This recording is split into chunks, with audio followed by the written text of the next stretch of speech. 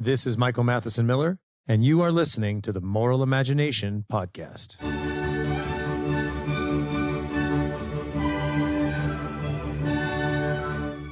Thank you for listening to the Moral Imagination Podcast. This episode is a talk I gave in Rome at the Pontifical Gregorian University on artificial intelligence and human freedom, the human person. I was at a conference hosted by the Acton Institute, and there were actually a number of lectures given that day, and you can find all the lectures at acton.org. So my talk focused on the impact that the digital revolution and artificial intelligence is having on how we understand ourselves as persons. So while I spend a little bit of time highlighting some of the positives and potential benefits of AI, my main focus is how the digital revolution, digital technology, and artificial intelligence can distort how we understand ourselves as persons and can and has amplified surveillance, behavior modification, the commodification of everything, and I think very important, a denigration of the body. So there's this increasing loss of agency around the West. We're being shaped by forces outside ourselves and forces inside ourselves that we have no control over. And I think this is being amplified by digital technology and the rise of artificial intelligence. So the last part of the lecture focuses on the philosophy of the human person and the importance of reclaiming human agency and capacity. So you can find the show notes, you can find an outline of the talk at themoralimagination.com and also additional reading. I want to say thank you again to the Gregorian University and to the Acton Institute for providing me with this video. And thanks to all of you who follow the show, subscribe, and who have given a review. If you like the show, please do give it a 5-star review at Apple or Spotify or wherever you listen. And I hope you enjoy this talk on artificial intelligence and the human person. Thank you. I'm very honored to be here at the Gregorian to speak, and I'm grateful to Father Mark Lewis and all the Gregorian staff, and of course to all the sponsors. So my topic is on the philosophy of the human person and artificial intelligence. And so it's a very broad and thematic topic. I was going to give a talk on Pope Leo XIV, and I wanted to know, what does Pope Leo XIV think about artificial intelligence? So I asked ChatGPT, tell me about Pope Leo XIV and what he says about artificial intelligence. And I ran into a problem. ChatGPT said, there is no Pope Leo XIV. And I said, there is. So I told him, there is Leo XIV. So where did he say it? Let me correct and clearly tell you, there is currently no Pope Leo XIV. So because he's never existed, he could not have said anything. So I decided to change the topic. So instead, I'm talking about anthropology and artificial intelligence. This is obviously a very broad topic, and mine is a thematic introduction. So we're in the middle of a digital revolution. And like the Industrial Revolution, it's going to be very hard to predict what's going to happen, both good and bad. So I get to quote Hegel, I think for the first time, that the owl of Minerva only flies at night. And that means that we can't really figure out what's happening until we get toward the end. And so we're really maybe in the beginning of a digital revolution. So I think it's I think we have to keep that in mind as we speak about that. Also, like all technology, there are trade-offs. As my colleague Dan Churchwell likes to say, he quotes, and this is, I'm not sure who says it, but he always uses it, so I'm going to attribute it to Dan. With the invention of the car comes the car crash. Every time there's a new technology, there's also downsides to it. What I'd like to do is make a couple of distinctions before I begin. First, I want to make a distinction between technology and the technological society, or what Pope Francis has called the technological paradigm. And his writings are very insightful on this. And I can't get into detail, but technology, of course, is something that human beings create. We're made in the image of God with reason and will, and we're called to complete creation. We are technology makers. And that's part of the reflection of the creative dimension of our being. But the technological society is a way of seeing the world. And part of it is an idea of the primacy of the technical, that there is a technical solution to every problem. Whatever can be technologically accomplished should be done or is allowed to be done. And it's a very much mechanistic way of seeing the world and of persons. And so I think we have to make the distinction as we talk about technology. A lot of the problems that come from technology are actually problems of the technological society, right? Even though, as I said, there are trade-offs. So I want to make that first point. The second is, I would like to say I am going to make some critiques of technology and the technological society, but this does not mean that I don't like penicillin or hospitals or airplanes. And I think sometimes we go to extremes. If one makes a critique of technology, you say, well, what about penicillin? Yeah, that's good. But there are some technology that's actually harmful. And I think we have to be able to make those distinctions as we think about these questions. And then the third is there's worry by some that artificial intelligence will lead to an apocalypse. Well, maybe, or maybe not, but that's way above my pay grade. So what I think we have to do is, just because there's not going to be an apocalypse doesn't mean there aren't problems. And we want to think about all of those things together. So what I'd like to do is talk about AI and the human person. Now, I think there are some positives. There's going to be improvements in productivity, medicine, opportunities. Carl has spoken about this. Steve Barrows, my colleague, is going to speak about this. So there are a lot of good things I think that can happen. But what I want to focus on today is actually some of the dangers, I think, that artificial intelligence may bring to our understanding of ourselves as persons. So I think the first problem that I would say, this is the overarching problem, is that we are trying to understand ourselves through the analogy of the machine. So I was at a conference that Lewis mentioned earlier here in Rome, and I learned a lot. And a lot of the presentations were on AI, but some of the presentations were on the human person. And something was, I couldn't figure out what it was until I got home. And I realized that every presentation on the person began with consciousness. So the human being is conscious. I thought, well, that's very interesting. Of course, consciousness is part of who we are. It's not all of who we are. But in a Catholic anthropology, we would say we're an individual substance of a rational nature. We are created in the image of God with reason. And our understanding of reason is what Benedict XVI spoke about in the Regensburg Address. It's a broad understanding of reason that doesn't only include discursive thinking, but also intuition, connatural knowing, inarticulate rationality, and spiritual emotions, which are connected to reason and to will. We have free will. We are embodied. Our bodies are not accidents. We don't drive around in our body like we drive around in a car. We have a social nature, and we have an everlasting destiny. That's what the human person is, not just consciousness. And in fact, as the psychiatrist and neuroscientist Ian McGilchrist and others have pointed out, depending on how we define consciousness, it's only a small part of even our neural activity is conscious. So I think that starting with consciousness is allowing us to, is starting with the machine, our creature, our creation, as our model to understand ourselves. And I think it gives us too little. It's too little, and then creates a distortion.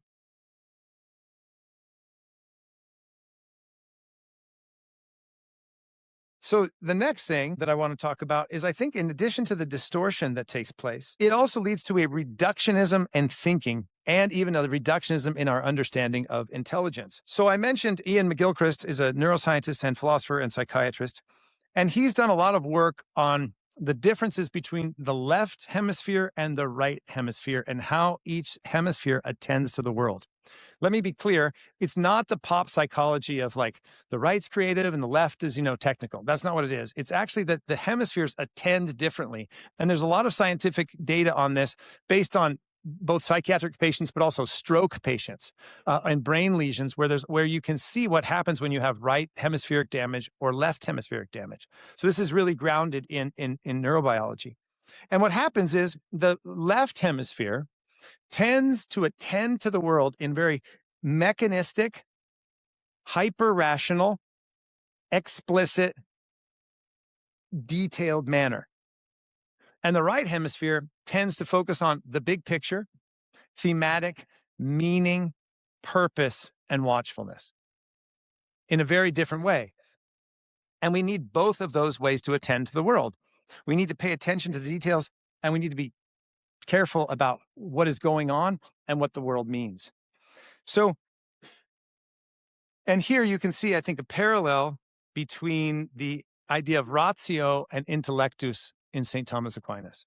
And in the document Antiqua and Nova, which is an excellent document, also addresses this as well. So I put that in my reading list. I think it's a very worthwhile document if you have not read it yet. So McGilchrist explains that if you think about this, artificial intelligence and algorithmic thinking is a very left hemispheric dominated way of seeing the world. And again, that's not wrong, but it's insufficient. And so I think one of the other things that's going to happen to us in distorting our understanding of ourselves is that this left hemispheric way of thinking is already predominant in the Western world. It is part of the technological paradigm that Francis spoke about, and that the great Italian philosopher Augusto Del Noce wrote about a lot in the 60s and the 70s and the 80s, what he called the technological society.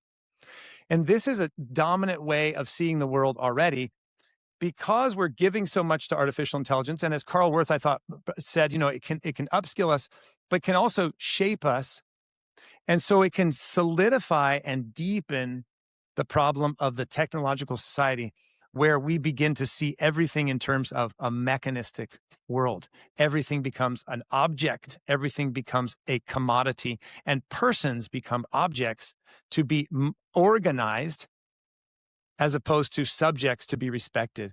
And this, of course, is a deep theme of John Paul II and in all of his writing. So this, I think, is another issue, is that as we rely upon artificial intelligence, it puts us into this hall of mirrors of hyper-reductionist thinking, and it further exacerbates what Benedict XVI, again, speaks about in the Regensburg Address. Now, McGilchrist titled his book, The Master and His Emissary. Thank you. And the idea, he uses this image that there's a master who runs a kingdom, and he has the big picture of what's going on, and he has an emissary who's incredibly talented and detailed and focused, great at spreadsheets and can execute everything and do everything. And he gives the emissary these jobs to manage his kingdom. And as the emissary is working, he thinks, I'm so good at this. This master guy, he's just sitting there doing nothing, where I'm getting all the work done, that I don't really need the master. And the emissary doesn't know what the master knows. He can't see the big picture. And so he decides that, but because he doesn't know that, he deposes the master, and the kingdom soon falls to ruin. And I think this is an analogy that McGilchrist uses of the hemispheres, but I think this is an analogy and a warning for artificial intelligence. Artificial intelligence is a tool. It's an agent that can do things for us, but it doesn't see the big picture.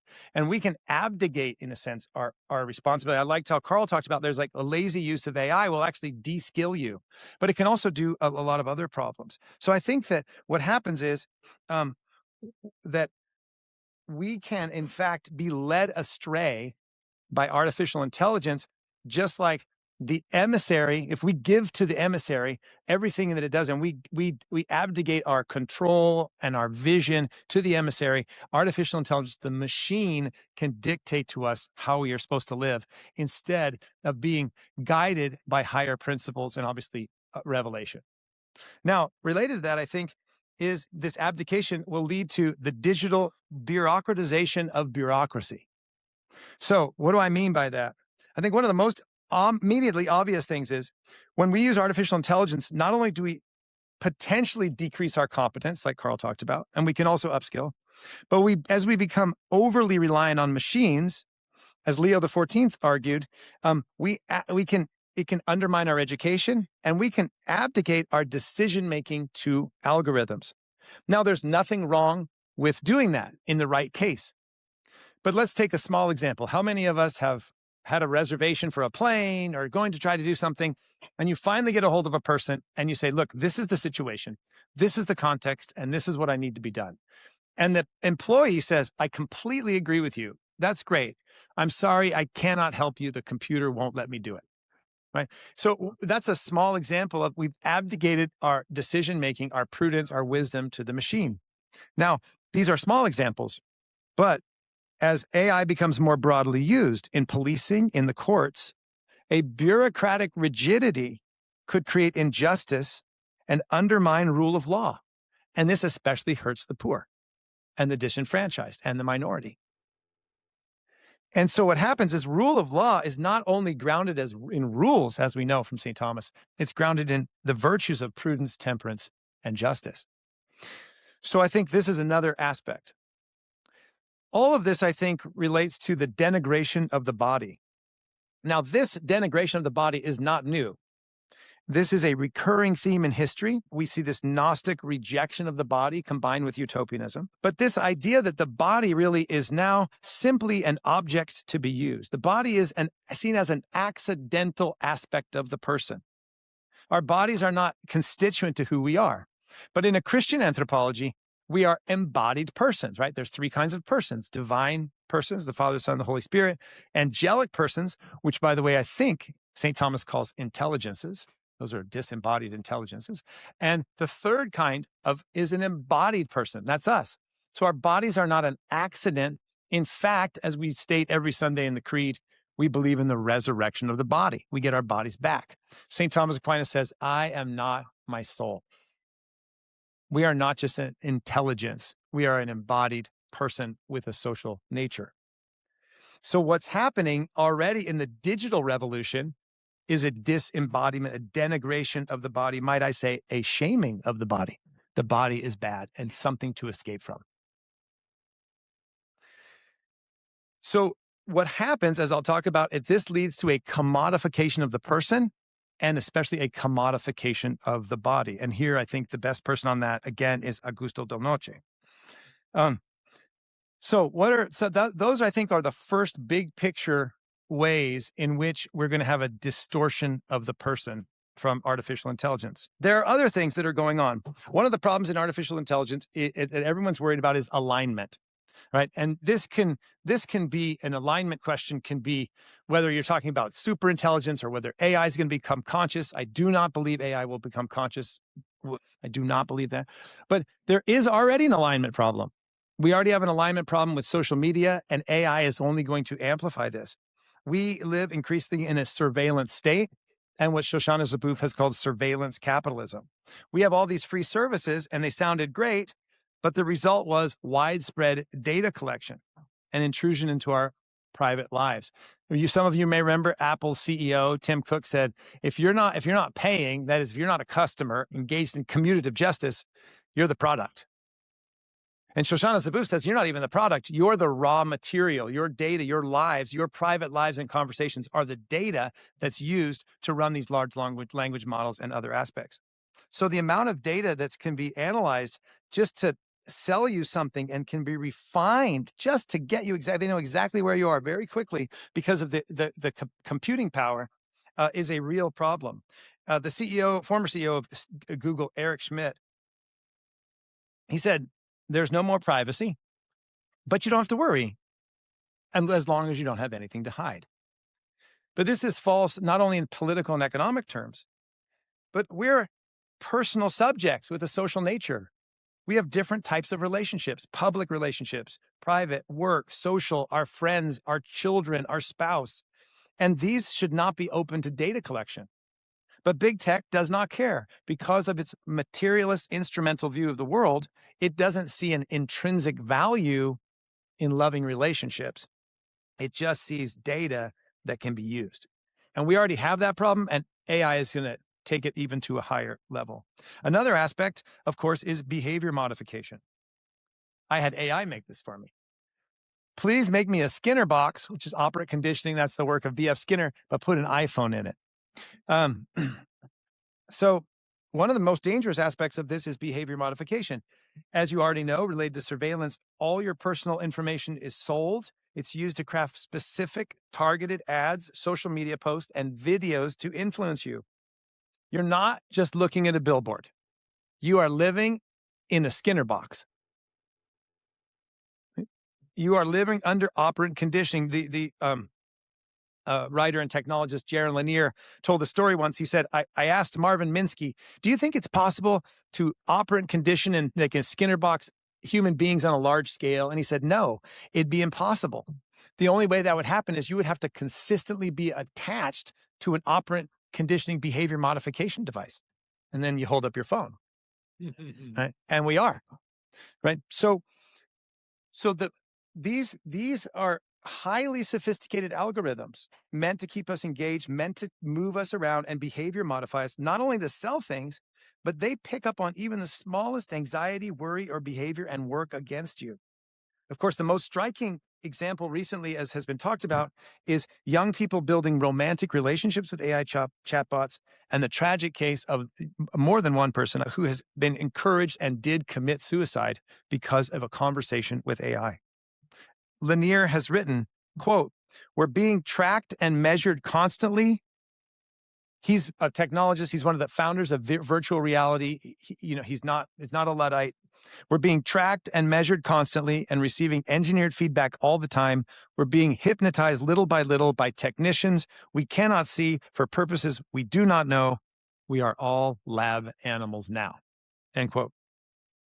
Now, this, of course, does not mean that we lack agency, but we are being influenced in ways we do not know, and AI is taking that to the next level. This relates to, as I mentioned before, the commodification of persons. Human beings are used for data collection, but it also does something else. It also, I think, one of the main causes of anxiety among young people and elderly people, everyone, is this is what Del Noce talks about, how everything has become an object of trade. Our bodies, our sperm, our eggs, our wombs, our ideas, our relationships, our friendships, our interests, our hobbies, everything is an object of trade to be financialized, to be commodified, to be traded, to be used. And you see this if you're continually told, and it's slow, remember. It's not that I say to you, you're a commodity. We experience being commodified. When we go to mass, we hear the word of God. We also experience non-linguistic catechesis. That is, things are being impressed upon us and shaping us. We are constantly being shaped by architecture, by music, and by code, which is not neutral. We're being shaped by it. And so one of the things this message is, you are a commodity. You are a thing. How can I monetize the next idea? Oh, I have a picture of my family. Picture of this. I'm going to monetize, get a Twitter, get likes. Everything becomes commodified. And this has a negative relation on relationships. The use of technology, and again, remember, if I'm not clear about this, artificial intelligence algorithms are creating. There's a thing called it used to be called the Persuasive Design Lab. Now it's called the behavior lab at Stanford. There's neuroscientists and psychologists building algorithms to keep you engaged and push you in certain ways. This is a fact. It's not a secret. I know the technologists here are nodding. Okay.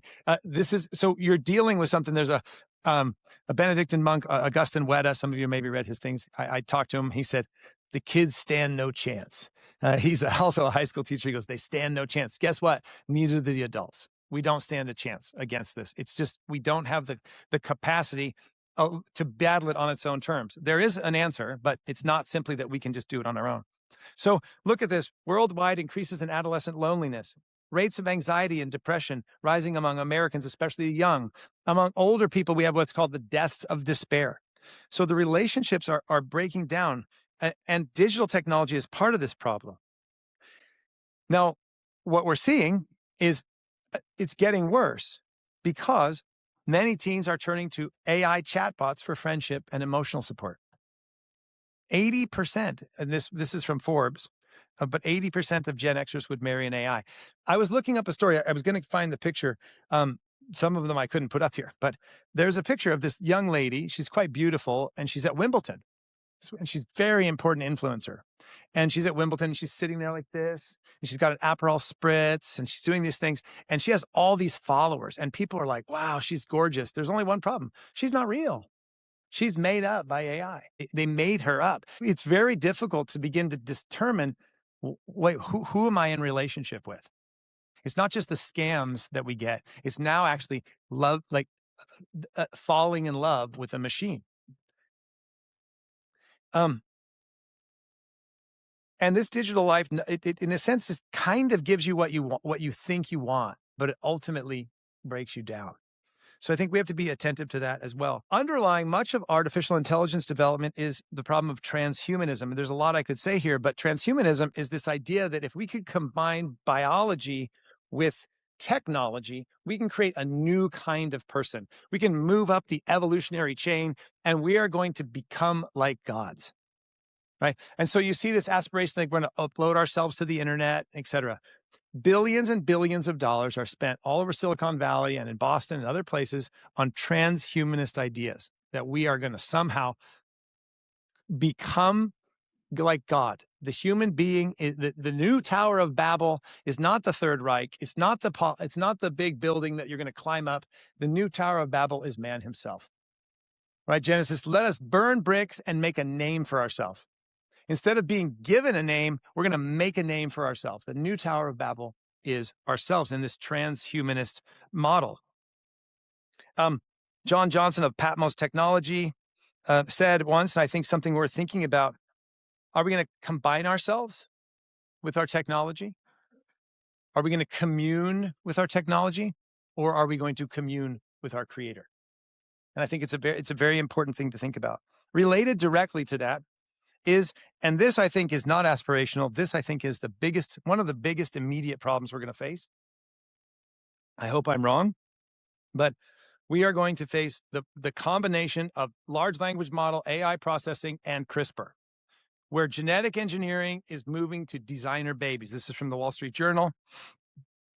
Pope Francis has also written about this and the dangers of designer babies. This is, again, the commodification of a person. I'm going to create the kind of person, right? So we're going to choose, I want this child to be this tall with this muscularity and these color eyes and this level of intelligence and this level of charisma. As Bill Drexel wrote in the New Atlantis magazine, artificial intelligence is to genetics what calculus was to physics. It provides the tools necessary to harness full power of biology that make early efforts appear primitive by comparison. So there's the problem, of course, with off-target effects. I'm like, oh, there's so many complexities. With this computer power, there's going to be a desire to build designer babies. All right. Now, related to this is a deep problem. One, it's the commodification of persons. Two, it's in vitro fertilization. We're going to have millions of embryos of human children that are going to be killed and disposed of. By the way, in case you don't know, designer babies is also already real. So He-Jin Cui, who's a Chinese scientist, I think it was 2016, 2019, in vitro, that means in the lab, there were two twin embryo girls. He made them HIV resistant. Okay? Those girls are born in China. This theoretically created a moratorium on CRISPR, but it's not going to happen. It's not going to happen. So think about this for a second. He genetically engineered in vitro, in a lab, girls who are HIV resistant. Well, I'm sorry to be dark for a minute. Why don't you make them gonorrhea resistant? Why don't we make them sterile? And then we can commodify them to be used as slaves for perversion. This is the reality of designer babies is connected deeply to the commodification of persons, and it's a serious problem, and it's spreading like a virus, even if we don't know it. Now, this has, as I said, social, anthropological, and theological impact. I've already talked about the anthropological impact. I think the anxiety, the sense that you don't matter, that you're nothing. It also creates confusion about God and creation and who we are. I'm a fan of Benedict XVI. He talks about this in an essay on anthropology and culture. This idea also is not new. So in medieval Jewish Kabbalism, right, the Kabbalah tradition, there's this idea, what's called a golem, which sounds like Gollum from the Lord of the Rings on purpose. It's a golem, and the idea was that you could create a man. Through the power of recitation, you could create this golem. And so what happens is God is no longer needed. And so he explains, he says, so when he finally appears, this man, he will tear away the first letter, Aleph, from the word emeth, meaning truth. There will then be on his forehead, instead of the inscription, God is truth, the new motto, God is dead. This new saying is explained with a comparison that ends in brief. And this, right? Quote, when you, like God, can make men, people will say, there is no God in the world. but this one. So this is going to create a sense, it's a theological problem. It is the new Tower of Babel. And we see this connected. There's already a movement to worship AI as God. This transhumanist worldview is the new Tower of Babel. So I think this is an interesting quote, and then I'm going to move to the conclusion. This is Joseph Ratzinger in an essay called What is Truth? And I'd like you to replace the word state to artificial intelligence and genetics. It is not the task of the state or artificial intelligence or genetics to create mankind's happiness, nor to create new men. It is not the task of the state to change the world into paradise, nor can it do so. If it behaves as if it were God, this makes it the beast from the abyss, the power of the Antichrist. That's Pope Benedict XVI, Joseph Ratzinger. And I think it's something for us to consider. So how do we think about this response? So this is, Del Noce and Francis are great on this thing. So very briefly, I would say this. Obviously, there's a lot of things we can do. We need good rule of law. Not just regulation. We do need regulation, but we need rule of law to how AI is going to be used, treated, et cetera, and how it's going to impact us. We have bad rule of law in the way AI and social media, digital companies have been able to take all of our data. It's a very serious problem. We need good rule of law around that. Second, I think we need to build digital technology that serves the person and the family and the church. So right now, the dominant views of most people in Silicon Valley are materialist and transhumanist. It's maybe not 100%, but it's a dominant aspect. If we don't build good technology, how are we going to ask for good technology? So we have to do that, and I think it's very important. I don't necessarily think there's such a thing as Catholic AI, but I do think you can build human-centered technology, and we have some. I think these glasses are magnificent human-centered technology. There's a lot of human-centered technology, and we have to build it. I think we have to build commerce that serves families and communities, new businesses, new innovations, new ways to solve this problem. And I also believe that we need decentralization. There's a centralization problem in politics, and there's a centralization problem in technology. And we need to exercise the principle of subsidiarity by rebuilding local civil associations, local politics, local businesses, local charities. But I believe you cannot have decentralized life on centralized technology. So we need innovation in decentralized technology as well. But ultimately, I think that the answer is not in any of these things. I think those are important, and that's why I brought them up. But I think ultimately we are in a struggle between what it means to be a human being. We're in a struggle between the technological paradigm and a human-centered paradigm. And there is no technical solution to that problem. There is no technical solution to the problems of evil, sin, suffering, or death. We can use technology, but there's no technical solution. So I would say the fundamental thing we need to do is we need to reaffirm and repropose the gospel of Jesus Christ, that Jesus Christ became incarnate, that he suffered, died, and he rose again. And that within that gospel is the good news, the evangelium of the human person, that we are not useless. We are not commodities, that being is good, that matter is good, that our bodies are good, that children are good, that relationships are good. We have to affirm the good news about the human person and our reason, our freedom, our spiritual emotions, and our social nature. We have to affirm the fact that we are subjects and not objects to be manipulated. This is the good news about the person. And we must affirm embodiment. The incarnation, the resurrection of the body, this is fundamental to Christianity. This is part of the Jewish and Christian tradition that stands apart from the goodness of being, the goodness of matter. And the incarnation is the good news about the human person. Benedict XVI said, "We are not some casual and meaningless product of evolution. Each of us is the result of a thought of God. Each of us is willed. Each of us is loved. Each of us is necessary." The data is clear across the Western world. We have meaningless anxiety, confusion, and despair. Loneliness is so prevalent that people turn to devices to ease their pain, like we turn to opioids to ease our pain and became addicted. and hollowed out. So we have to escape the technological paradigm, present the gospel of Jesus Christ. And this, it can be done through some technology, but ultimately it's going to be done in human relationships, relationships with one another, with friendships, with family, and ultimately in the ecclesia, in the divine liturgy and worship, where we commune with our Creator. And it is here that the goodness, uniqueness, and unrepeatability of every single person is affirmed. And it's here that we have this communion, this proper love and communion, where we know that God loves us and that it is good that we are. The message of love and of God is that it is good that we are, that God loves us, and the technical is only an aspect to get us to this point, that if we're going to rebuild the human person and recover our dignity, it has to be done in loving relationships and intersubjective self-donation that affirms the goodness of being of each person. Thank you for your time.